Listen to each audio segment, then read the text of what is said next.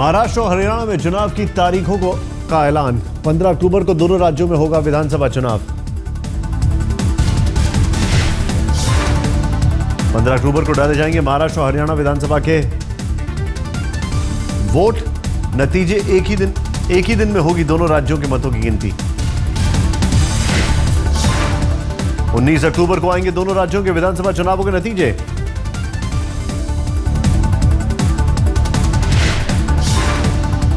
बीस सितंबर को जारी होगी अधिसूचना। 27 सितंबर को होगा नामांकन। नामांकन की जांच 29 सितंबर को होगी। पर्चा वापसी की अंतिम तारीख 1 अक्टूबर।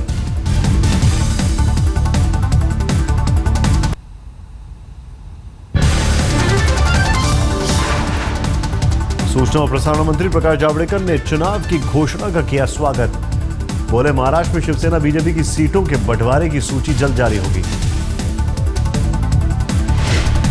हमें पूरा विश्वास है कि इस बार दोनों राज्यों में सत्ता परिवर्तन होगा।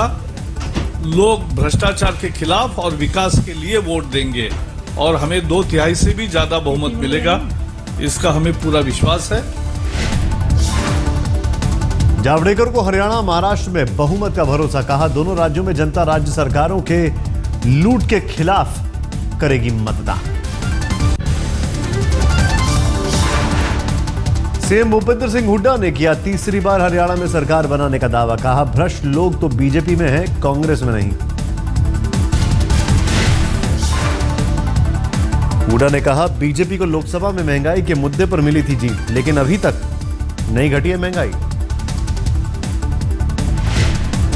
जिस प्रकार से लोगों का समर्थन मिल रहा है, जो लोगों की मन की भावना आ रही है, चेहरे जैसे पहचाने जाते हैं, वो कह रहे हैं कि उसके आधार पर मैं कह सकता हूं कि हरियाणा में तीसरी बार कांग्रेस पार्टी की सरकार। निश्चित रूप से जो माहौल है, मोदी जी की बात आप पूछ रहे थे, ये पहली सरकार है जिसको 3 महीने के अंदर अंदर एंटी इनकम्बेंसी शुरू हुआ।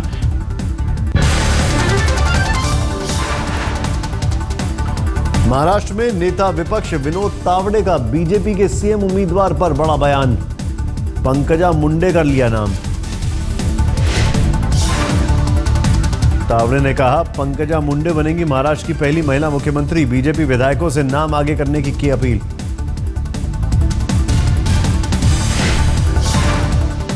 महाराष्ट्र के चालीसा गांव में थी पंकजा की संघर्ष यात्रा। इसी दौरान मंच से पंकजा की सीएम उम्मीदवारी पर बोले तावड़े।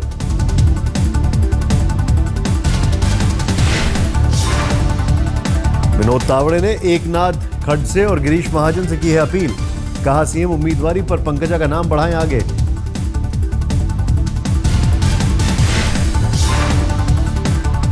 इससे पहले पुणे में पंकजा ने खुद कहा था, मैं हर जिम्मेदारी उठाने के लिए हूं तैयार, लेकिन खुद नहीं करूंगी सीएम उम्मीदवारी का नाम का ऐलान।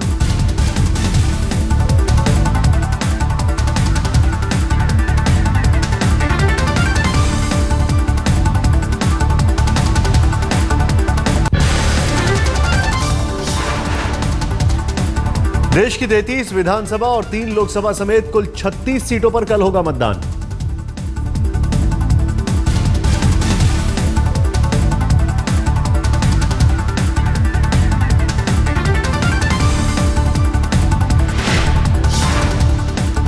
उपचुनाव के लिए सुबह 7 बजे से शाम 6 बजे तक डाले जाएंगे वोट। सुरक्षा इंतजामात काफी पुख्ता।